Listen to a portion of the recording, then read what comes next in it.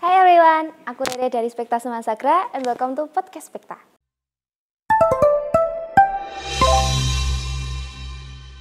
Jadi kali ini Spekta Semasagra mengadakan sebuah acara podcast di mana kita mengundang berbagai macam bintang tamu untuk membicarakan topik-topik yang seru.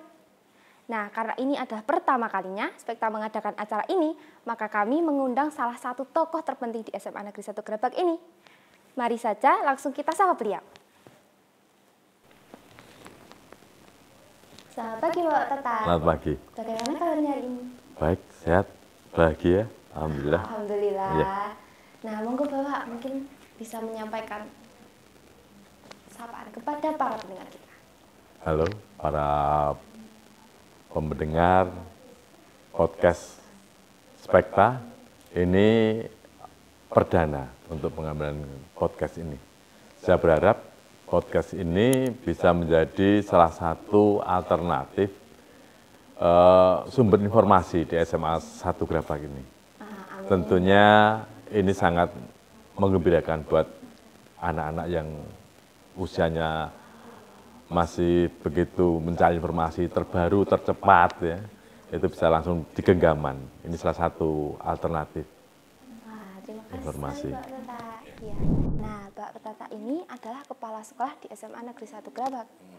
Lalu bagaimana awal mulanya sehingga Bapak dapat dipercaya untuk menjadi kepala sekolah di SMA ini? Ya, itu berawal dari pengumuman dari Dinas Pendidikan untuk perekrutan kepala sekolah. Dan saya tertarik untuk ikut, karena selama ini guru itu kan punya ide yang kadang tidak bisa diwujudkan karena keterbatasan sekolah. Ya. Mungkin juga kebijakan kepala sekolahnya. Saya pengen jadi kepala sekolah karena ingin mengembangkan ide saya. Jadi memang saya itu orang lapangan. Terus 2013 LP2KS membuka peluang untuk jadi kepala sekolah. Saya ikut tes selama 3 bulan dan tahapannya cukup lama untuk bisa jadi kepala sekolah itu. Dan tahun itu juga saya berhasil lolos. Wow. Dan berhasil lolos. Dari teman-teman yang kebanyakan S2, saya S1 sendiri. Terus juga dari olahraga. Itu hal yang aneh kan. Biasanya kan mesti guru itu ya banyak yang MIPA, terus S2 begitu. Saya olahraga S1. Tapi karena saya yakin saya itu orangnya orang lapangan, jadi jenderal ya jenderal perang, bukan jenderal di belakang meja gitu. Jadi saya pun di sini bisa mengembangkan ide saya di SMA 1 Gerabak. Saya lihat bisa mengembangkan ide saya dengan segala hal-hal yang mungkin dianggap hal baru, karena memang ide saya itu agak out of the box gitu. Wah. Ya, gitu. Jadi ini adalah pertama kalinya. Wow. Dan bagaimana cara Bapak sampai bisa beradaptasi nih? Pasti membutuhkan keberanian untuk menjadi kepala sekolah di SMA ini. Untuk tiba-tiba ikut tes. Bagaimana cara Bapak untuk beradaptasi? Kalau beradaptasi di sini tuh saya kira sangat smooth gitu ya, sangat pelantai pasti gitu. Soalnya gini, guru sini tuh kan sama pendidikannya, latar belakangnya, dunia pendidikan. Jadi visinya sama, pengen mengembangkan anak karakter yang bagus, pengen menjadi guru yang baik, menjadi anak pandai, menjadikan anak untuk pandai gitu kan. Jadi sangat homogen lah guru-guru di sini. Jadi gampang untuk bisa beradaptasi, mudah sekali karena misi-visi kita sama. Yaitu mencerdaskan anak bangsa. Itu yang paling penting di situ. Jadi ketika saya masuk ke sini, saya kira tidak ada masalah yang cukup berat buat saya bagaimana beradaptasi dengan lingkungan. Wah. Ya. Nah, tadi Bapak itu menyebutkan visi dan misi. Ya. Jadi untuk ketika Bapak datang ke SMA Negeri 1 Gerabak ini dan menjadi kepala sekolah di SMA saat ini, pasti Bapak membawakan visi misi untuk menjadikan SMA Negeri 1 Gerabak ini menjadi sesuatu yang lebih baik. Ya. Nah, apa saja Pak? Kalau misi visi secara pribadi saya harus menyesuaikan dengan misi visi yang ada di sekolah. Karena di sini tentunya sudah ada misi visi yang jelas. Tapi kalau secara pribadi, misi visi saya itu ya mengembangkan karakter anak, menggantikan karakter anak. Dengan memberikan karakter yang baik itu akan menuju ke akhlak mulia. Itu yang paling penting di situ. Dunia pendidikan itu kan intinya cuma satu, bagaimana bentuk karakter biar bisa anak itu mandiri. Nah itu yang paling penting di situ. Kalau kita lihat yang paling menonjol di sini itu anak-anak itu sportif ya, dengan contoh-contoh juara olahraga juga banyak, futsal, terus bela diri, terus paduan suara, juga untuk berkesenian sini luar biasa. Sudah terbukti kemarin pas proyek P5 itu cukup membanggakan buat saya. Dan saya berusaha semaksimal mungkin untuk untuk mensukseskan acara itu. Dengan didukung teman-teman yang betul-betul luar biasa. Teman-teman guru di sini itu luar biasa. Ketika saya punya ide, saya sampaikan ke teman-teman, oke Pak, kita kerjakan ya. Misalnya paling gampang aja cari damen gitu ya. Damen saya masukkan ke Innova gitu. Terus ketika cari pohon pisang untuk wayangan kemarin, itu ya saya cari sama teman-teman di belakang, cari, potong, naikkan. Nah itu hal-hal yang luar biasa buat saya. Karena apa? Karena saya orang lapangan dan ide-ide saya sudah diterima teman-teman di sini. Supportif. Iya, supportnya. Wow. Tadi jadi Bapak menyebutkan tentang kejuaraan. Iya. Nah, di sini itu kan anak-anaknya itu sungguh berbakat. Iya, memiliki banyak kejuaraan istimewa. di futsal, lalu paduan suara, bahkan sampai mencapai tingkat internasional juga. Lalu bagaimana cara Bapak sebagai kepala sekolah untuk mengembangkan minat dan bakat anak-anak ini Pak, hingga sampai mencapai kejuaraan yang mengagumkan? Kalau saya berpikir begini, ketika kemauan dari anak dan sekolahan mendukung, mensupport, itu sudah modalnya luar biasa. Jadi bukan sekolahan memaksakan untuk anak mengikuti ekstra yang ada di sekolah, tapi apa yang ada di anak-anak, terus dimasukkan mereka berkelompok, membentuk tim ekstra gitu ya, itu disupport oleh sekolahan, itu hasilnya tentu luar biasa. Karena apa? Dari hati. Semuanya yang dari hati itu akan beda. Ya, dengan tulus, dengan senang. Sama cara menetapkan siswa pun saya sama ya, sama, nggak begitu keras gitu sama anak.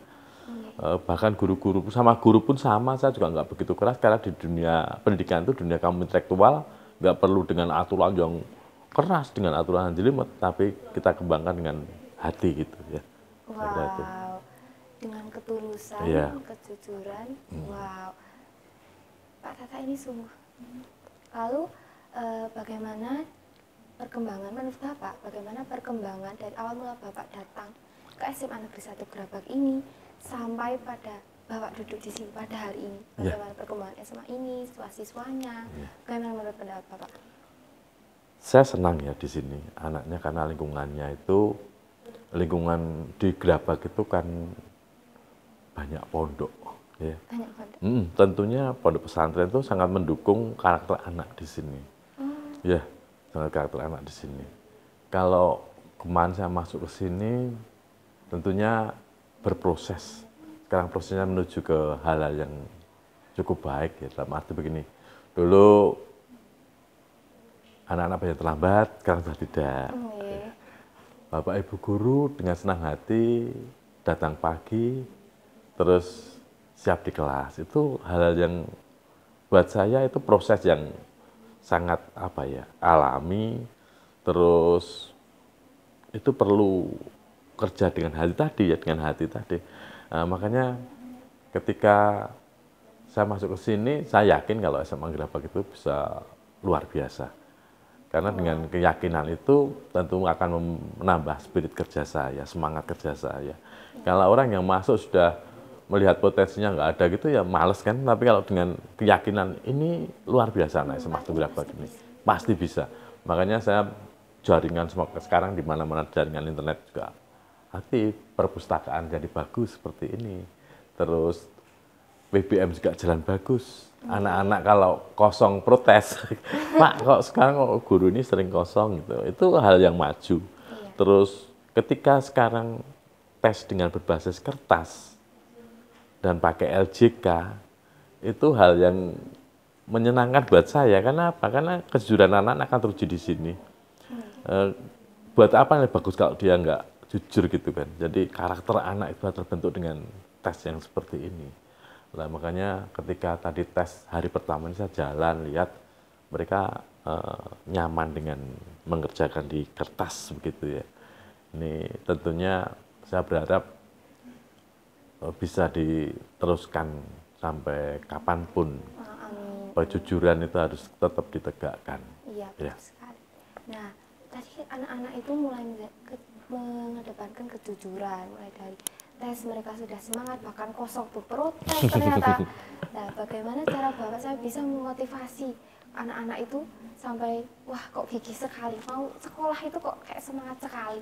Ya, ya saya kan awal tahun sudah bicara. Ketika kamu nanti di sekolah ini bolos, akan ditanggil BK, gitu. Bimbingan konseling datang ke rumah di SP1, nanti datang lagi, bolos lagi di SP2, bolos lagi di SP3. Ketika sampai SP3 dia nggak ada perubahan, akan dikembalikan ke orang tua. Itu salah satu cara sekolah, biar anak-anak yang lain itu ada pembedanya, mana anak yang malas sekolah, mana yang rajin sekolah, itu akan berbedanya. Dan tentunya itu perlu terus ditingkatkan gitu ya. Kalau kita lihat di sekolah ini kan sekarang anak-anak masuk terus jarang yang bolos, minta pulang gasik itu jarang sekali. Ini yang mengasihkan buat saya. Bagaimana sekolah ini jadi sekolah yang asik, yang nyaman, dan penuh kekeluargaan. Kalau sudah terbentuk itu, onone mung rikuh. Jadi bukan takut. Jadi rikuh mah ono Pak Tata atau Pak Guru siapapun, Bu siapapun, itu anak-anak itu mau berbuat yang tidak benar itu rikuh. Bukannya takut. Ketika rikuh, itu nggak perlu diawasi. Tidak perlu diawasi banget gitu, tapi dia ada unsur rikuh. Aku nek kondangan saya malu gitu kan. Jadi justru kalau yang namanya rikuh soalnya diawasi di segala sisi. Tapi kalau takut itu ketika ada orangnya takut, tapi belakangnya dia nggak takut gitu. Nah ini, tadi karena tadi kekeluargaan, terus kerja dengan hati, ya ini yang paling penting untuk bentuk karakter anak, biar mereka menjadi berproses menjadi manusia yang berakhlak mulia, itu paling penting.